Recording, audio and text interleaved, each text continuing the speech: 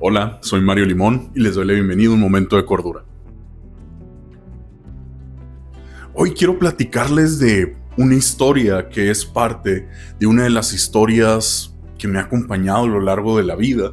Es una historia demasiado larga que me encantaría poderles recomendar que entren a este viaje, pero la verdad, actualmente va en el capítulo 1151 y el número puede asustar a más de uno, pero descuiden. El punto de este video no es platicarles las aventuras de esos 1151 capítulos del cómic o el manga. Es más bien la historia en particular de un personaje que en este momento, mientras grabo el video, es tendencia en redes sociales por la conmovedora historia, y triste más que nada, de un personaje en particular, Bartolomeo Kuma, que forma parte de una novela, de un manga, de un cómic, como les digo, extremadamente largo, pero que narra las aventuras en un mundo fantástico. Déjenme, o más bien, empecemos el video porque, como la obra, va a ser algo largo este video, pero quiero que se puedan llevar algo de él. No necesariamente que se avienten al viaje de One Piece, sino que escuchen esta historia y vean cómo puede resonar con ustedes y con las enseñanzas de Viktor Frankl, un psiquiatra que más adelante les platicaré. Pero por el momento vamos empezando con ese momento de cordura porque va a ser algo largo el viaje.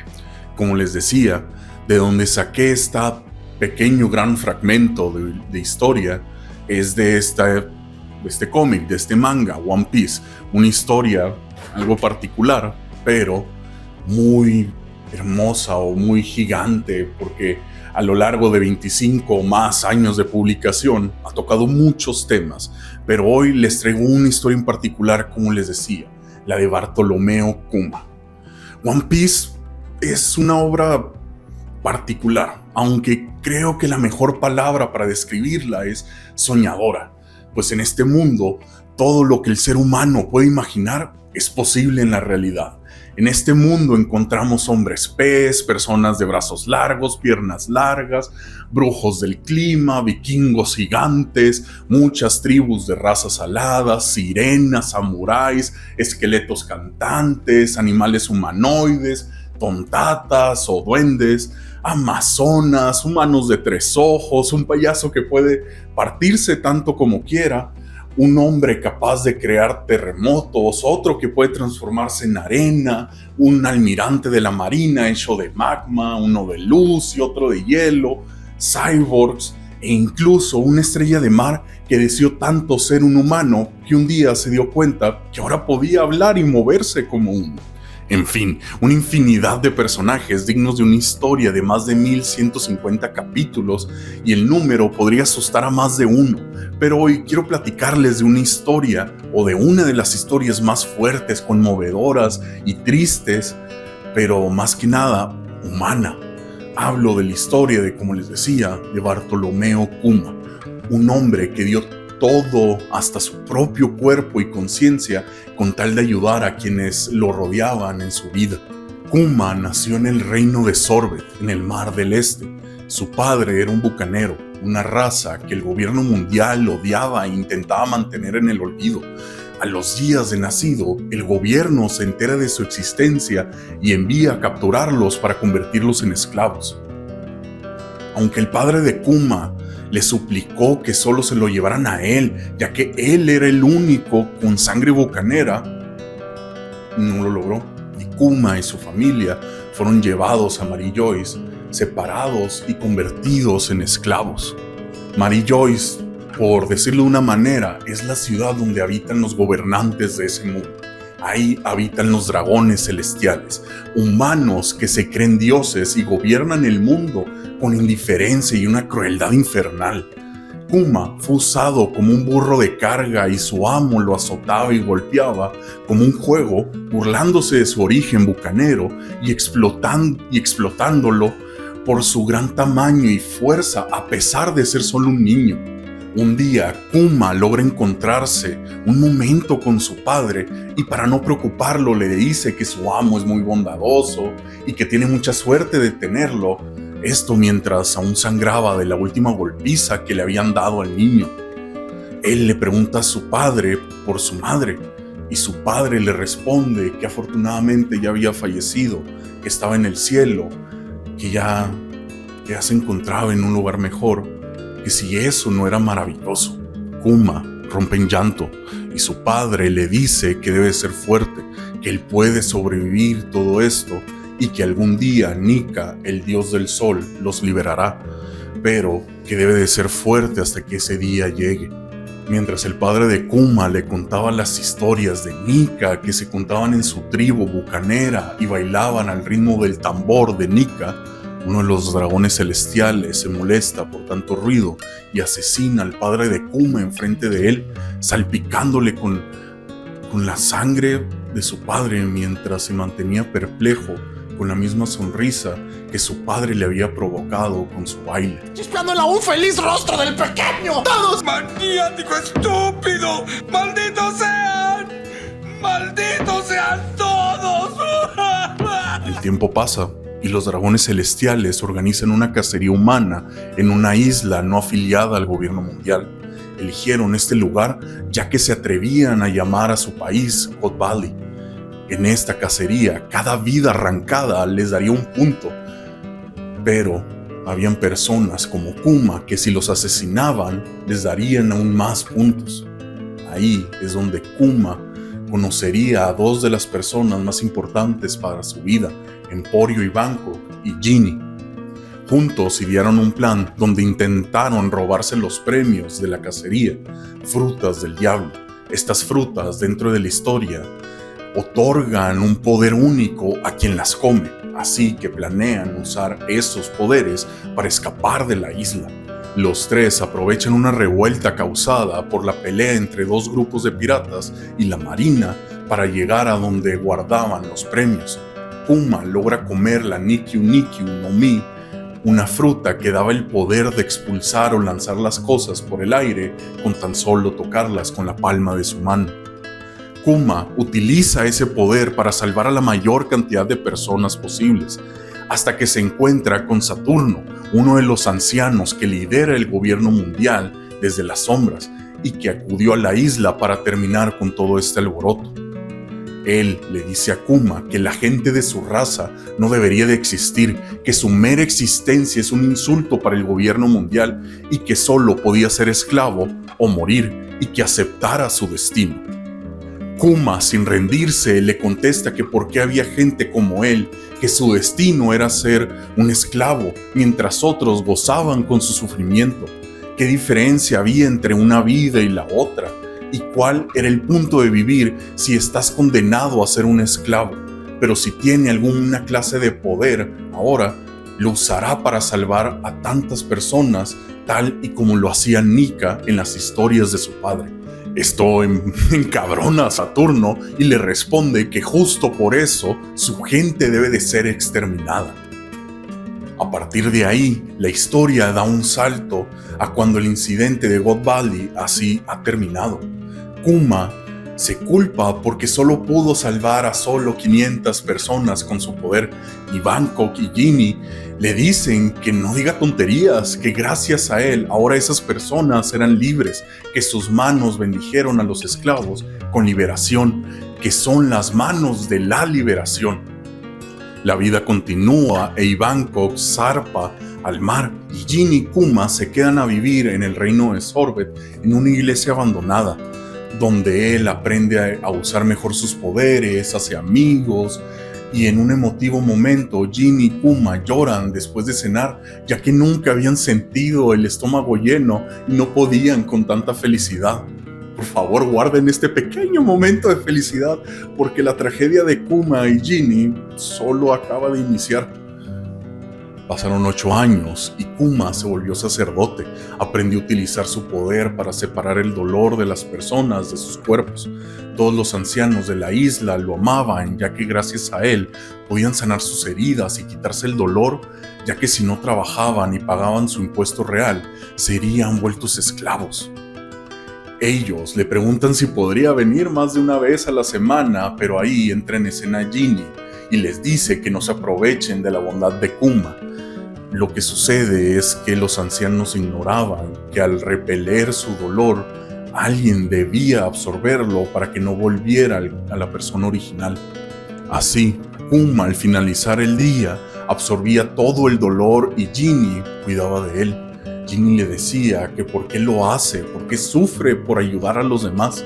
Él contesta que está feliz de ayudar a los ancianos, de volver su vida un poco más ligera y que él sabía cómo manejar ese dolor y se recuperaba rápido y que para su fortuna la tenía ella para cuidarlo en su recuperación.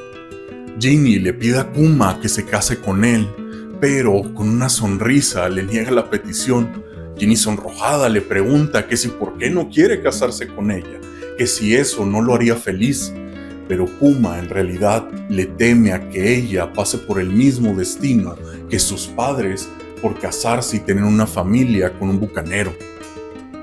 Así que intenta cambiar el tema y le habla sobre un revolucionario de nombre Dragon que está liberando a naciones y le gustaría algún día ser como él. Los años pasan y el rey de Sorbet empieza a llevarse a los pobres para entregarlos como esclavos. Kuma, al oponerse, se enfrenta al rey, pero termina preso.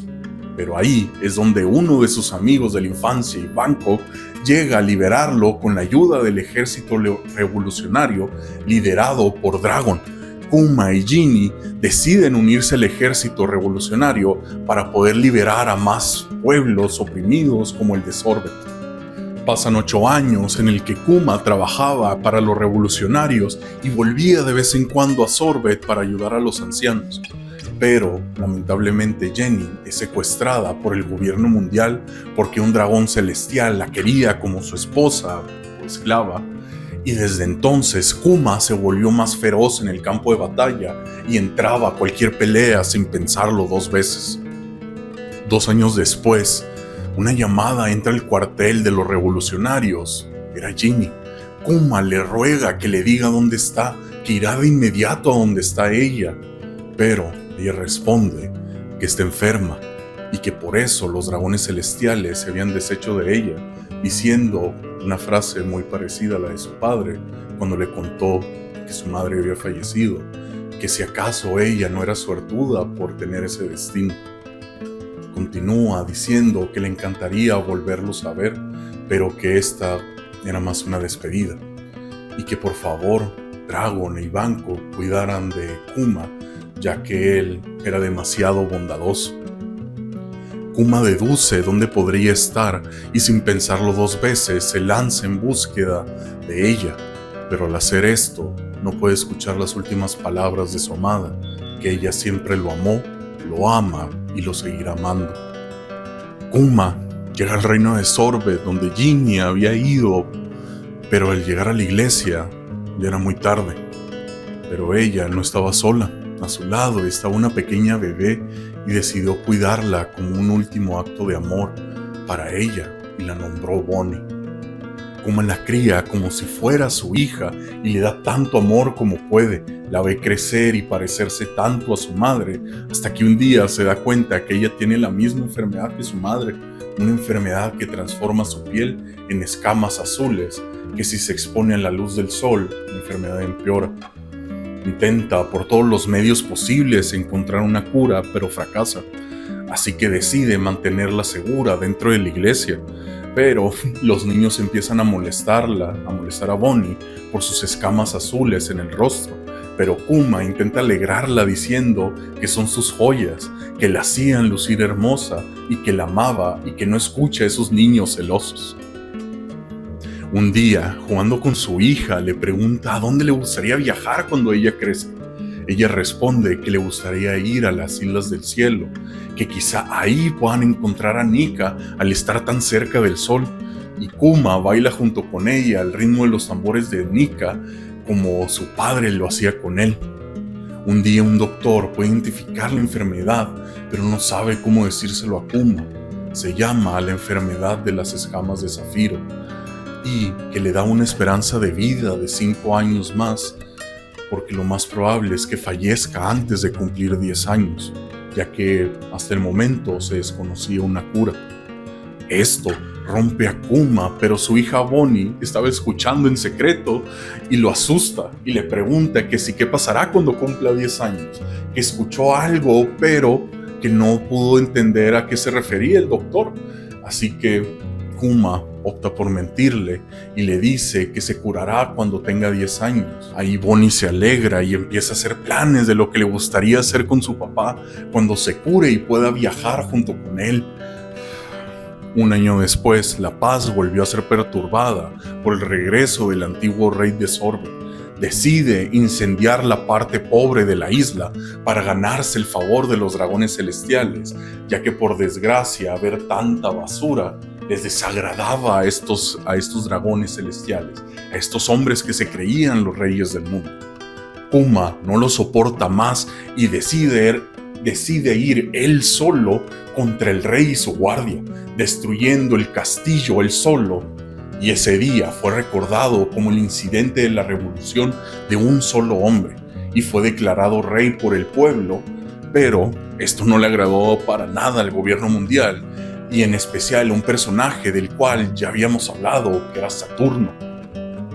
Un día todos se sorprenden porque alguien idéntica a Ginny estaba en la iglesia buscando a Kuma. Para asombro de todas las personas, era Bonnie, pero al ver el susto que le dio a su papá al verla más adulta y idéntica a su madre, vuelve a su edad original de golpe. Intentando buscar una explicación, creen que pudo haber comido una de estas frutas del diablo, la Tochi Tochi no Mi, una fruta que da el poder de modificar la edad de su usuario a voluntad.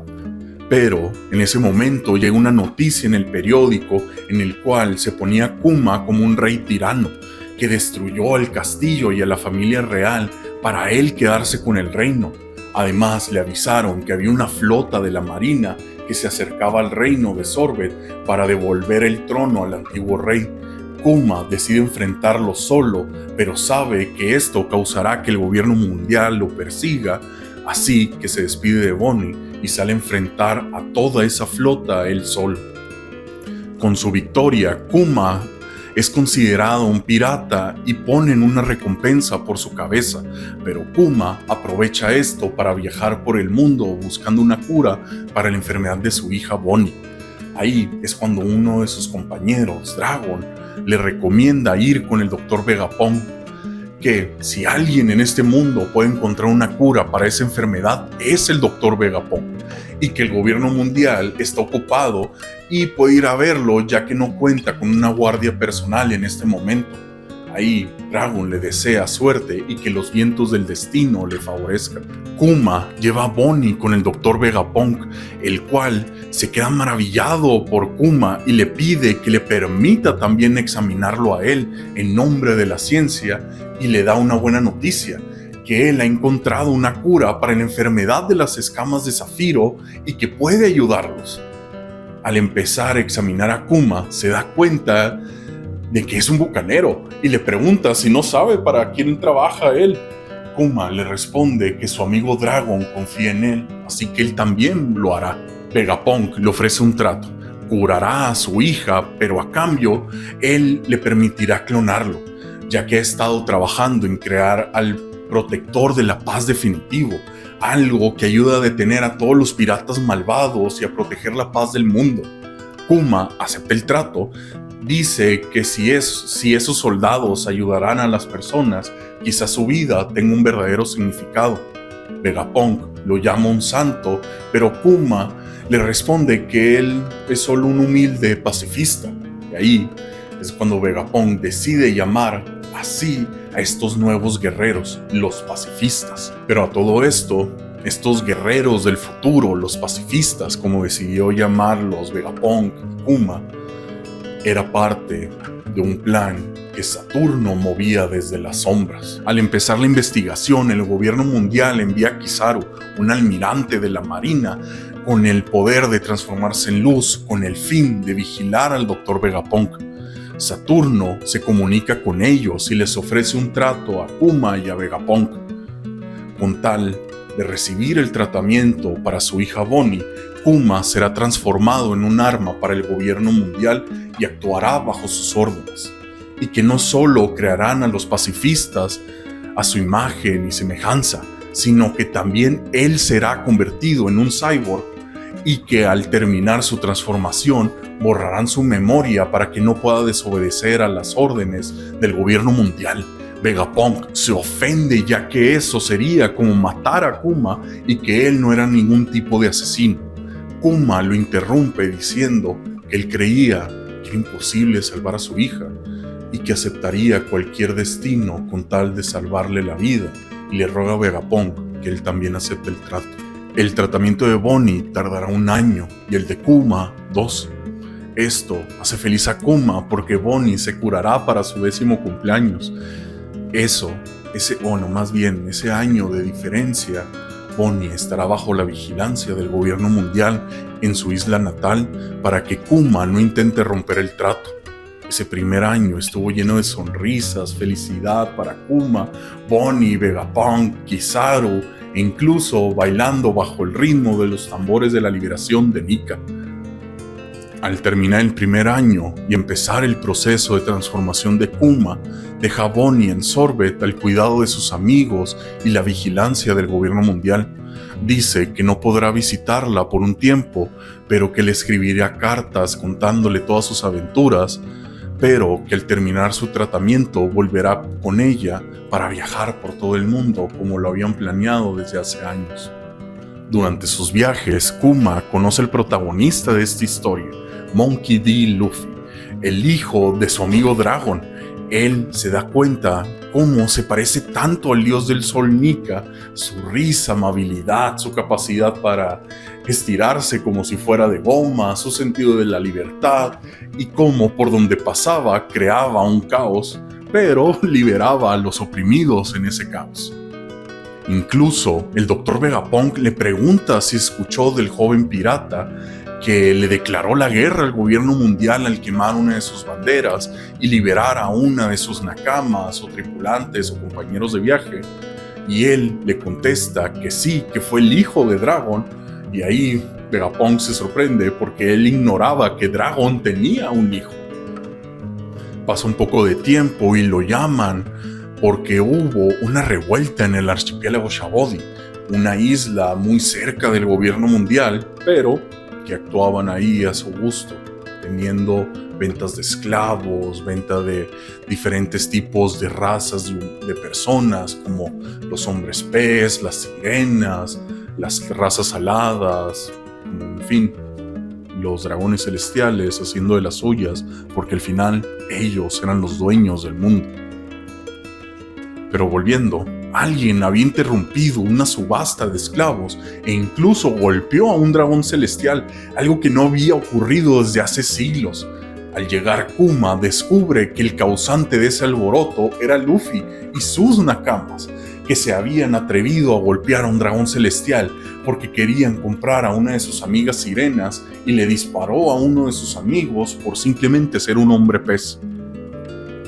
El golpe que le dio Luffy venía cargado con toda esa furia y opresión, sin él saberlo, que tantos siglos habían cargado. Kuma, perplejo por todo esto, se da cuenta que aunque Luffy tiene potencial y un espíritu al igual que Nika, aún no es lo suficientemente fuerte, y para demostrárselo utiliza su poder y envía a cada uno de sus nakamas a islas muy alejadas para que puedan entrenar cada uno de ellos y demostrarle a Luffy que aún no está listo para pelear con los pesos pesados de este mundo, que algún día liberará el mundo, pero aún no es su momento. En su momento, cuando salió ese pedazo de la historia, la gente que leíamos nos quedamos perplejos de qué era, o creíamos que Kuma era un villano, que era una persona atroz que se atrevió a separar a todos los sombreros de paja, que así se llama la tripulación de Luffy, pero resultó que había un propósito detrás de ese acto que parecía hostil, que en realidad lo que buscaba era procurar esa persona que sabía o que él creía que algún día podría liberar a todo el mundo. Tristemente, el día pactado llega, el día que se le borrará la conciencia y se convertirá en un mero robot. Pero le pide un último favor, que programe en él la misión de proteger al Thousand Sunny, el barco de Luffy, hasta que uno de sus compañeros encuentre el barco, que sabe que la historia de Nika es una leyenda, pero si hay un hombre que carga la voluntad de Nika, es Luffy, y él cree que algún día podrá liberar al mundo.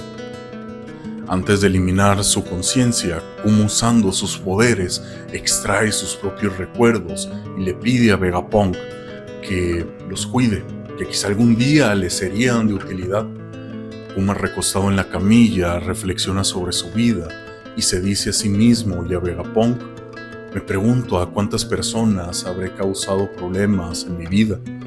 Vegapunk, en llanto mientras sostiene la palanca que pondrá el fin a la historia y la vida de Kuma, contesta que no sea idiota, que el único problema que le ocasionará a la gente que ama y te aman será tu muerte. Nunca olvides que tú también eres un héroe, el héroe de Bonnie y todas las personas que has conocido. Ahí, Vegapunk jala la palanca y el destino de Kuma queda sellado. Pero gracias a esos recuerdos que se extrajo, su hija Bonnie, al absorber esa burbuja, pudo por fin no solo conocer la historia de su padre, sino escuchar eso que por tantos años estuvo esperando, que le deseaba un feliz 10º cumpleaños. Ok, limpiemos las lágrimas. Yo se los advertí, que esta historia es desgarradora. Kuma es el símbolo de la resiliencia pura. La vida lo pateó una y otra vez desde que nació. Se volvió esclavo, perdió a su madre, su padre murió enfrente de sus ojos, lo cazaron como una bestia, perdió el amor de su vida por los mismos que le habían robado a sus padres y su libertad cuando era niño. Crió a la hija de su amada, nacida del abuso de uno de esos mismos monstruos, y la amó como si fuera su propia hija, incluso dando la vida para salvarla de la misma enfermedad que había matado a su madre. Y se volvió un perro que solo seguía las órdenes del gobierno con tal de darle una vida a su hija. Pero a pesar de todo eso, nunca perdió su humanidad, ni convertido en un cyborg dejó de lado su corazón. Continuó como se lo dijo a su padre, a pesar del cansancio, del dolor, de la marea en contra. Nada detuvo a Bartolomeo Kuma. Él sabía que el mundo en el que vivía no era perfecto, pero quería luchar por crear ese mundo en el que vale la pena vivir, en el que valga la pena que su hija pueda vivir. Uno de los motores de Kuma fue el mito de Nika, esa idea de que alguien vendría a liberarnos al ritmo de los tambores de la liberación. Pero, al no encontrarlo, decidió ser él ese liberador, planteándole la cara a la vida y creando el mundo que él desea para él y para su hija y para todas las demás personas. Que no defina tu raza, qué vayas a hacer con tu vida. Que no solo por el lugar en donde naciste tengas dos opciones, ser esclavo o morir. Él quiere crear un mejor mundo. Pero vamos a abordar esto. Vamos de nuevo. Desde una mirada existencialista, Kuma se elige a sí mismo y a sus seres queridos a pesar del contexto de su mundo. En lugar de dejarse definir por su sufrimiento, redefine lo que significa ser humano. Cuando Saturno le recuerda el destino que el gobierno mundial y la historia ha elegido para él, se niega, busca su propio destino. A pesar del dolor, no se rinde, elige no aceptar el mundo como es, no en un sentido conformista, sino luchar por crear ese mundo donde pueda vivir en paz, un mundo que valga la pena defender, un mundo donde tu raza no te condena a vivir una vida miserable, donde cada individuo puede crear su propio destino y vivir su vida, porque quizá el mundo sí es de una manera, pero aceptarlo no significa necesariamente resignarse a que así es el mundo. Lo acepto porque solo así puedo cambiar algo. Creo que este es el punto adecuado para presentarles a un gran psiquiatra y más que nada, humano, Viktor Frankl. Víctor fue un psiquiatra que experimentó de primera mano los campos de concentración de la Alemania del Chaplin malvado, porque al parecer, si digo la palabra o YouTube simplemente va a censurar o a bloquear el video directamente. Pero volvamos a lo que estaba diciendo. Todas esas vivencias que Víctor sufrió dentro del campo fue el fuego donde se forjó la logoterapia. Narró sus experiencias en su libro El hombre en búsqueda de sentido. Como Kuma, Víctor fue privado de su libertad, y aunque una de las diferencias es que Kuma creció en cautiverio como esclavo, Víctor llegó a los campos a sus 37 años, con una vida y una carrera como neurólogo y psiquiatra en Viena. Estuvo recluido en 4 diferentes campos de concentración. Uno de ellos fue Auschwitz, conocido como el campo de exterminio. Esos 4 años fueron un genuino infierno. Los campos estaban hechos para arrebatarle cualquier pizca de esperanza a los reclusos. Pero Víctor encontró una salida mental para su cautiverio. Vio todo esto como una oportunidad para ver sus tesis de la psicología humana en práctica, y vio reforzadas sus convicciones previas a la guerra, y se convirtió no solo en uno de los máximos contribuidores a la descripción de la psicología y psicopatología de la vida en cautiverio, sino que aplicó sus conceptos y técnicas terapéuticas a la población en general en situaciones que afectan a la vida de todas las personas. Una de las ideas principales que desarrolló o fue nutriendo con esta experiencia viene de una cita de Nietzsche, pues ese bigotón era uno de los filósofos favoritos, al igual que para mí. Quien tiene un porqué para vivir puede con casi cualquier cómo. Nietzsche era un filósofo que hablaba y dominaba el complejo arte de la metáfora, porque aunque esa frase es muy corta, en ella encontramos mucho del pensamiento de Frankl. Pues para Víctor el sentido es lo que mueve al individuo, la chispa que hace que la compleja máquina que es el cuerpo humano no se apague. Víctor aborda el tema del sentido desde muchas aristas, caras o lados. Cómo afecta al estado de ánimo, la calidad de vida, a la capacidad de supervivencia incluso, o la pertenencia o ausencia de convicción de que la propia existencia tiene un sentido. No se trata de un sentido máximo o absoluto. ¿Cuál es el sentido de la existencia del hombre en general? Sino que se trata de buscar un sentido concreto para un individuo en concreto en una situación en concreto. En logoterapia, logos quiere decir sentido.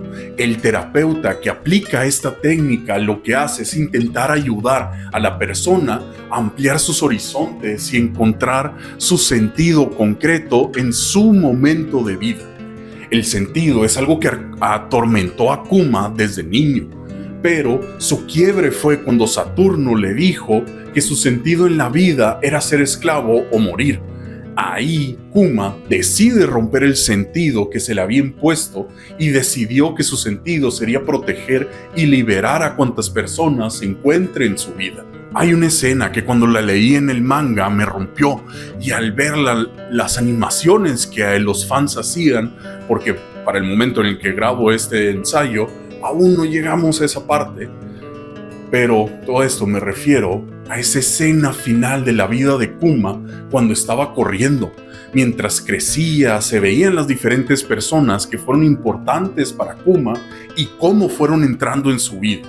El pequeño momento cuando Kuma casi cae en esa carrera fue cuando Ginny fue secuestrada de nuevo, pero se levantó en un momento de lo más agridulce, cuando pudo volver a encontrar a su querida Ginny en la iglesia donde crecieron, pero fallecida y con un bebé a su lado. Kuma se rompe, pero al mismo tiempo le regresaron su porqué de vivir. Perdió a Ginny, pero ganó el segundo amor de su vida, su hija Bonnie. Por eso, al momento de la carrera que les mencioné hace un pequeño momento, Kuma vuelve a levantar su cabeza para seguir corriendo, porque ahí tiene un nuevo porqué, su hija Bonnie. Porque aunque era producto de una agresión durante su esclavitud, Kuma decidió no verlo así. decidió verla como la hija de su amada y nada más. Ginny dio la vida por llevar a su hija hasta Kuma, y Kuma dio su vida por completo porque esa niña fuera amada aunque él no pudiera verla. Esa es la verdadera libertad, el qué hacemos con lo que han hecho de nosotros, cómo veo la situación en la que estoy atrapado, o más bien, cómo la llego a afrontar. Los que estuvimos en campos de concentración recordamos a los hombres que iban de barracón en barracón, consolando a los demás, dándoles su último pedazo de pan que les quedaba. Puede que fueran pocos en número, pero ofrecían pruebas suficientes de que al hombre se le puede arrebatar todo salvo una cosa, la última de las libertades humanas, la elección de la actitud personal ante un conjunto de circunstancias, para decidir su propio camino.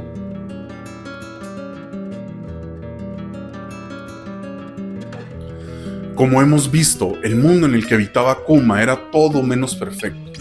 Por el simple hecho de su raza, fue condenado a ser esclavo desde su nacimiento. Incluso, dicho por Saturno, el destino de tu gente es morir o ser esclavo. Kuma tenía todo para ser un villano, pero en lugar de decidir devolverle la misma moneda al mundo, decidió cambiarlo. Dio su vida por crear un mundo en el que valga la pena vivir. Como decía Viktor Frankl, cuando ya no podemos cambiar una situación, nos encontramos ante el desafío de cambiarnos a nosotros mismos.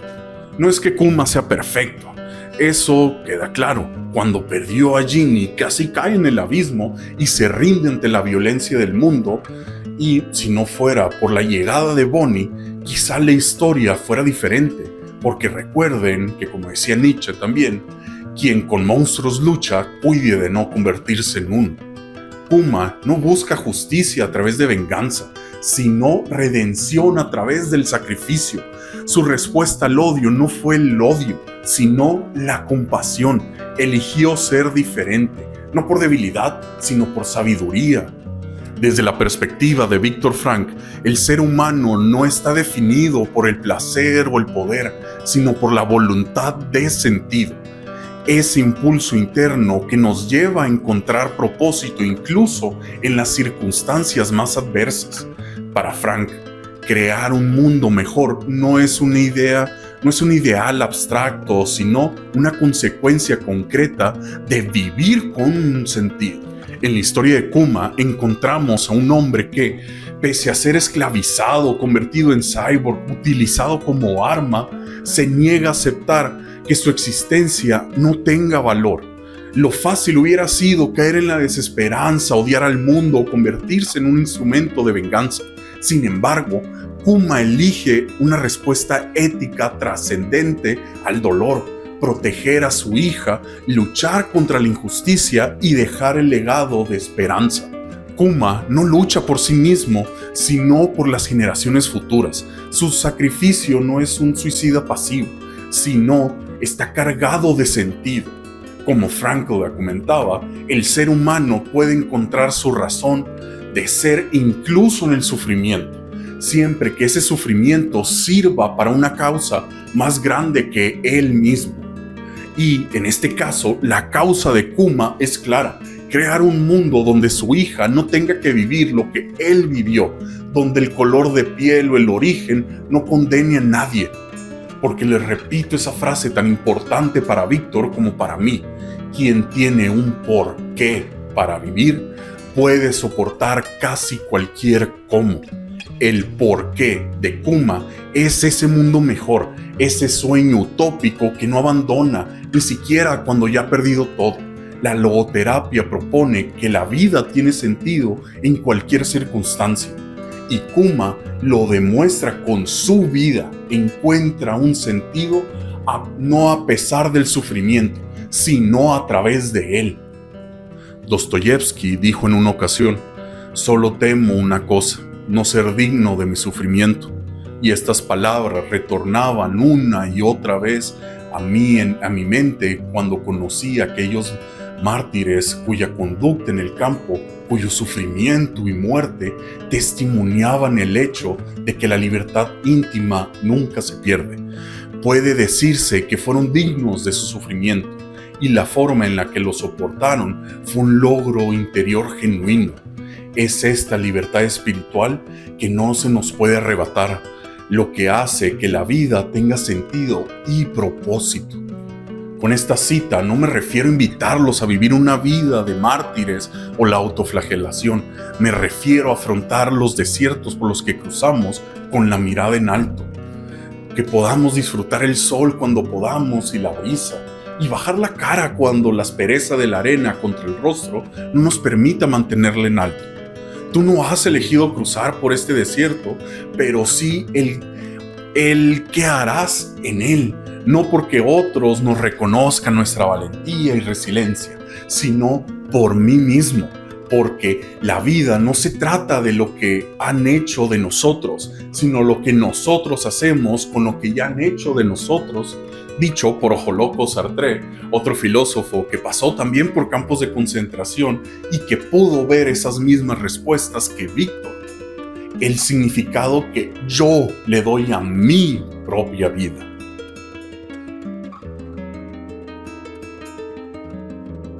Viktor Frankl afirmaba que uno de los caminos hacia el sentido de la vida es entregar a una causa o a otra persona, incluso más allá de uno mismo.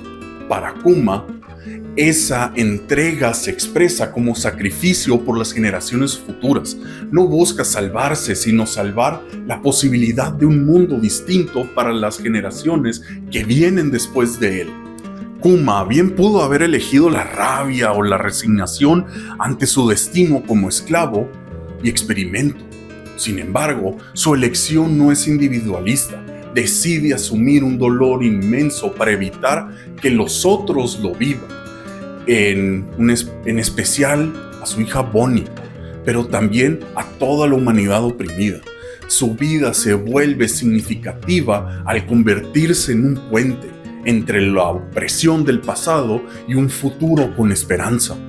Frankl sostenía que incluso en los momentos más oscuros, el ser humano puede encontrar sentido al proyectarse más allá de su dolor. Kuma no es un mártir pasivo, sino un agente ético. Elige sufrir si eso significa proteger el futuro de otros. El acto de permitir que le borren la memoria, que manipulen su cuerpo y que lo despojen de su identidad, solo es posible porque su por qué es más fuerte que cualquier cómo. El ser humano se autorrealiza en la misma medida en que se compromete con el cumplimiento del sentido de su vida.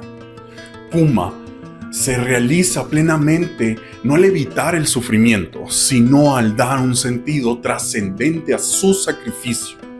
Es un acto de amor profundo, no solo hacia su hija, sino hacia una humanidad que aún no nace. Desde la logoterapia, este tipo de sacrificio no es una pérdida, sino una afirmación. La afirmación de que la vida, aún en el dolor, vale la pena cuando se convierte en legado.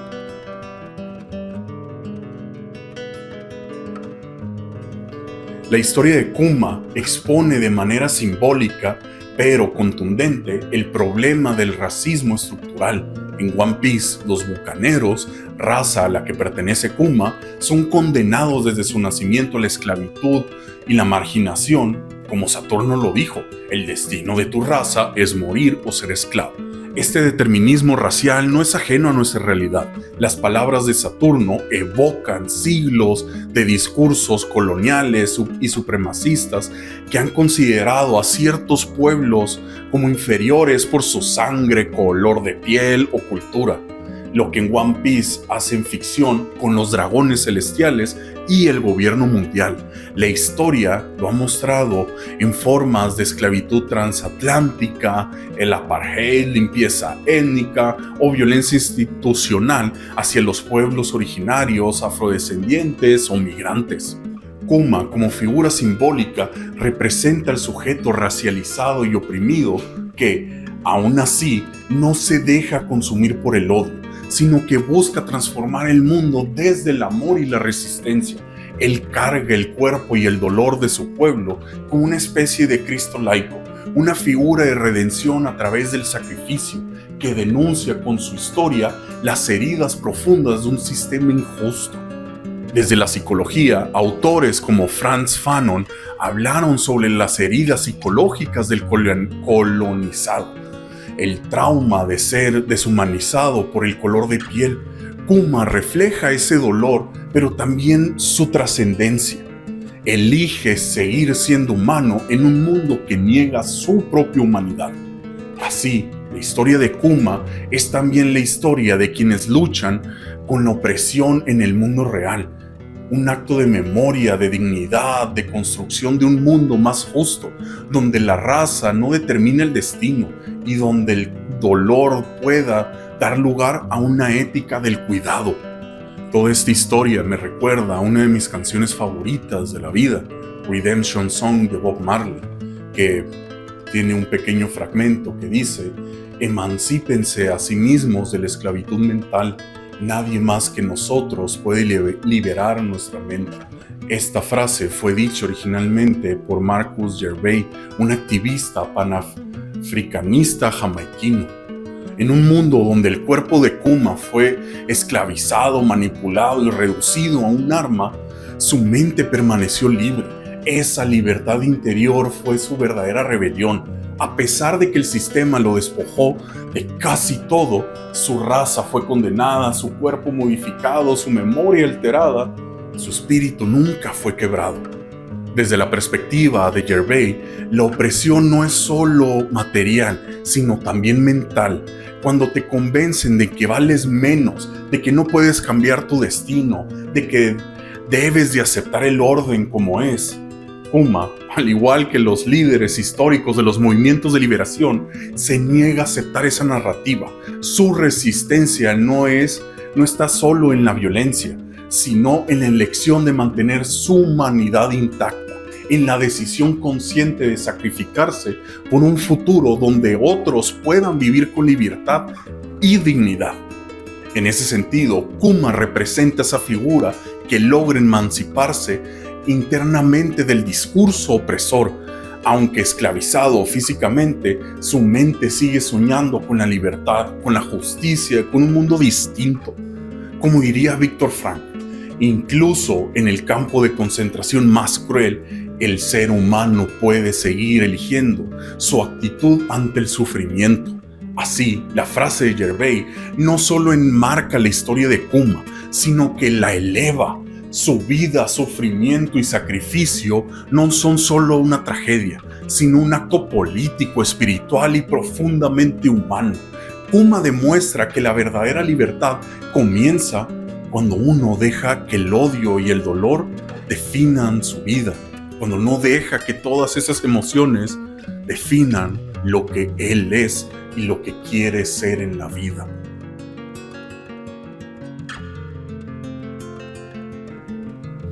Ya para cerrar, en este último momento que me gusta platicar con ustedes de manera ya más personal, ya más reflexiva sobre todo lo que fuimos hablando, es que por más dolor que el mundo te cause, no dejes que te roben la humanidad. Que aunque la vida te transforme en un cyborg como Kuma, que eso no te robe tu corazón humano, que eso no te robe tu empatía, que no te robe ese deseo de crear un mundo mejor del que te entregaron al nacer. Porque sí, hay muchas cosas en el mundo que pueden estar mal, que pueden ser crueles, que pueden ser agobiantes. Pero el punto no es rendirnos con lo que se nos entregó, sino yo qué puedo crear en este mundo.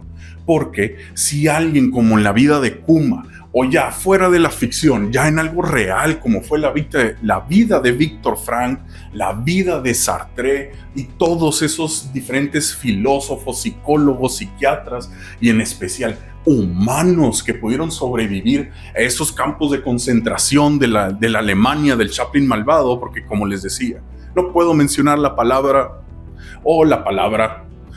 que es por intentar mantener que este pequeño canal de YouTube, estos momentos de cordura, continúen y que no sea eliminado porque menciono una palabra que al algoritmo no le gusta o que al sistema no le gusta porque cree que al mencionar estas palabras puede estar haciendo propaganda. Pero al contrario, aquí los invito a intentar salir de esas corrientes de pensamiento, esas ideas, esas ideologías que te mantienen atado a un mundo en el que ya sabes que está mal, el que dejes de ser tan indiferente con las situaciones que hay en tu mundo. Y no me refiero a que vayas a salvar a la gente del Medio Oriente que está pasando por un verdadero infierno.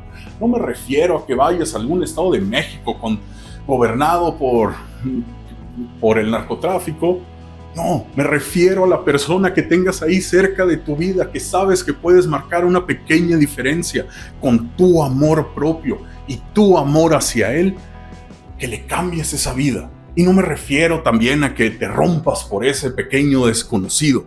Me refiero a dar un buenos días, al preguntar cómo estás, a ese cajero o cajera que siempre ves todos los días cuando vas a comprar tu refresco, tus cigarros o lo que sea. Que le preguntes cómo fue su día. O sea, que a lo mejor podría parecer algo insignificativo, pero es una manera de devolverle la humanidad a esa persona que está enfrente de ti ofreciendo sus servicios. El recordarle que está solo en un trabajo, que saliendo de ahí tiene una vida y que también es visto como un humano. Pero, volviendo a uno de los puntos que les platiqué en el ensayo, es que no los invito a que se sacrifiquen, a que se vuelvan mártires por las causas que ustedes defienden. No, lo que me refiero es que vean si los actos que están haciendo, qué futuro están creando, si los actos que estoy teniendo siguen predisponiendo esa vida que no me agrada, que si los actos o la manera de vivir o convivir con los demás en mi presente está predisponiendo o manteniendo esa realidad que no me gusta. Porque como les decía hace un momento, el aceptar la realidad no es en un sentido de resignación, porque solo si acepto que la vida está mal, que hay cosas que podríamos mejorar como humanos, como familia, como sociedad, desde el punto que elijan, primero tengo que aceptarlo para poder empezar un cambio, para poder empezar a reparar algo. Primero tengo que aceptar que está roto, que puede estar mejor. Por eso, reflexionen sobre esto. ¿Qué sentido le estoy dando a mi vida? O sea, porque como les digo, a lo mejor no vamos a tener historias tan trágicas como la de Kuma, porque fue muy trágica, admitámoslo. Ahí el autor Oda parece que se enfrascó en eso, en darnos una de las historias más tristes, y parece que entre cada flashback que nos da en la obra, elige ponerse más denso con las historias. Pero, como les digo, esto no se queda solo en Kuma. Historias como las de él las puedes encontrar en cualquier parte del mundo, y ni siquiera te pido que te vayas al Medio Oriente o a algún país lejano. Ve a tu colonia, las historias que puedes encontrar dentro de ella. Ve a tu ciudad, ahí encuentra eso. Puedes encontrar historias magníficas en las que alguien no se rindió, en la que alguien entregó su vida para que su hijo saliera de la pobreza. O incluso eso, pueden ver en sus propios padres, en su propia familia, esas historias que entregaron su propia vida para algo mejor, para ese futuro que yo quiero para mi familia, para mis hijos, como lo hizo Kuma. Entrega tu vida a eso, pero más que nada, encuentra o recuerda un porqué. Y esas son diferentes. Porque quizá encuentres ese porqué que hace unos años tuviste y que te ayudó. Pero, como decía hace un momento, los porqués son situados. O sea, encuentra o no te vayas solo por el porqué que te ayudó cuando estabas en tu época estudiantil o cuando empezaste tu vida laboral. Encuentra el por qué estás viviendo hoy. Encuentra ese qué quiero hacer de mi vida. El por qué. Porque si tengo un por qué, puedo con cualquier casi...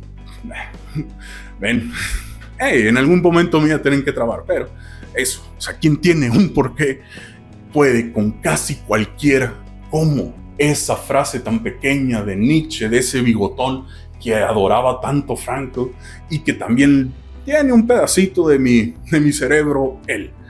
Pero eso, encuentra tu porqué. No el que te dicen las redes sociales, no el que te dicen tus amigos, tu jefe, quien sea. Encuentra el tuyo y da tu vida por ese porqué.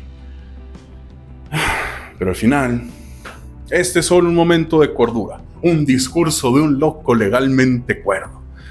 Pero los invito a contestar algunas de las preguntas que les fui planteando aquí, que me comentes cuál es el porqué de tu vida que te hace soportar casi cualquier cómo. Que por más que la vida te ha pateado y aventado, ese porqué mantiene esa chispa de esperanza encendida. O qué personas te recuerdan esas frases que te dije ahorita de Frank, que él decía que esos pequeños humanos, que aunque en números pequeños, le recordaban que la bondad del humano aún existía, que se podía sobrevivir incluso en las peores circunstancias, como lo es un campo de concentración. Pero, sin más, y antes de que alguna vena me estalle de tanto coraje o de esta plática o me rompa en llanto de esta historia triste, les recuerdo que esto es solo el discurso de un loco legalmente cuerdo y que nunca pierdas tu porqué. Y si lo perdiste, tienes el espacio para uno nuevo. Por el momento, esto es todo. Soy Mario Limón y nos vemos en otro momento de cordura. Bye.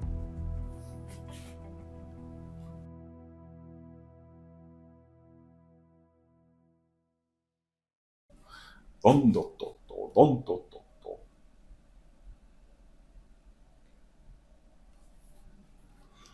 Don, do, do, do, don, do, do.